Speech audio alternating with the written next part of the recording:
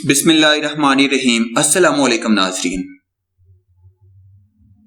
میں آپ سے ایسی بات شیئر کرنا چاہتا ہوں جس کی مجھے بھی ضرورت ہے، ہر کلمہ گو کو بھی ضرورت ہے۔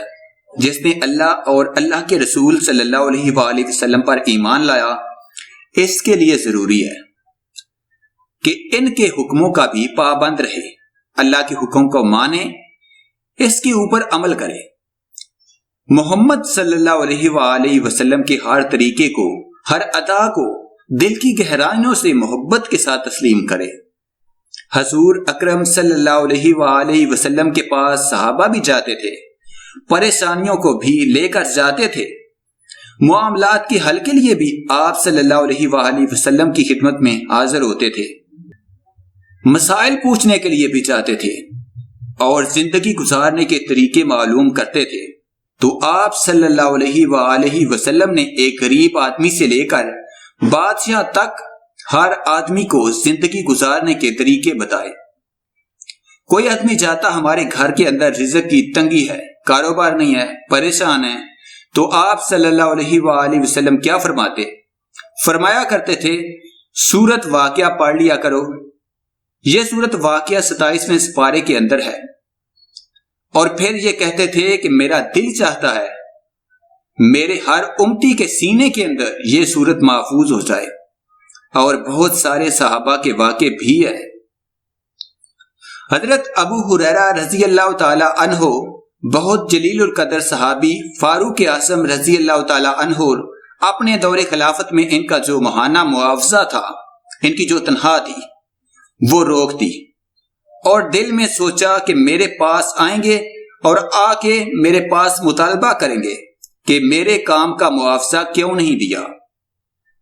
جب انہیں پتا چلا کہ فاروق اعظم رضی اللہ تعالی عنہ نے میرا ماہانہ معاوضہ روک دیا ہے، بند کر دیا ہے، فوراً اپنے گھر گئے، جا کر بچیوں سے کہا کہ آج کے بعد تم سب نے سورت واقعہ پڑھنی ہے۔ انہوں نے پڑھنی شروع کر دی۔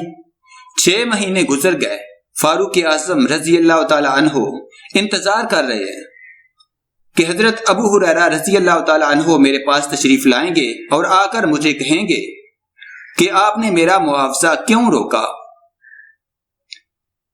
وہ گئے نہیں، اور آخرکار فاروق اعظم رضی اللہ تعالی عنہ کو بلانا پڑا، اور بلایا اور پوچھا کیا آپ نے اپنے لیے کوئی اسٹاک جمع کر رکھا تھا؟ 6 مہینے ہو گئے، آپ نے کوئی رابطہ ہی نہیں کیا میرے ساتھ۔ تو انہوں نے فرمایا جیسے ہی مجھے پتا چلا کہ آپ نے میری تنخواہ بند کر دی، تو میں نے گھر میں بچیوں کو جا کر بتایا کہ یہ حضور نبی اکرم صلی اللہ علیہ وآلہ وسلم کا بتایا ہوا عمل ہے، کوئی معمولی چیز نہیں، سورت واقعہ پڑھو، اللہ اس کی برکت سے مجھے روز دے رہے ہیں۔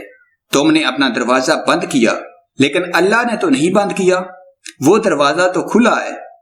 تو آپ گھر کے اندر تمام افراد مل کر جو بھی قرآن پاک پڑھا ہوا ہے، سورت واقعہ رات کو پڑھ لیا کریں، آپ مغرب کے بعد پڑھ لیں، عشاء کے بعد پڑھ لیں، رات کو سونے سے پہلے پڑھ لیں، آپ یہ معمول بنا لیں، تو انشاءاللہ اللہ تعالیٰ آپ کے گھروں کے اندر رزق کی تنگی کبھی بھی نہیں ہوگی۔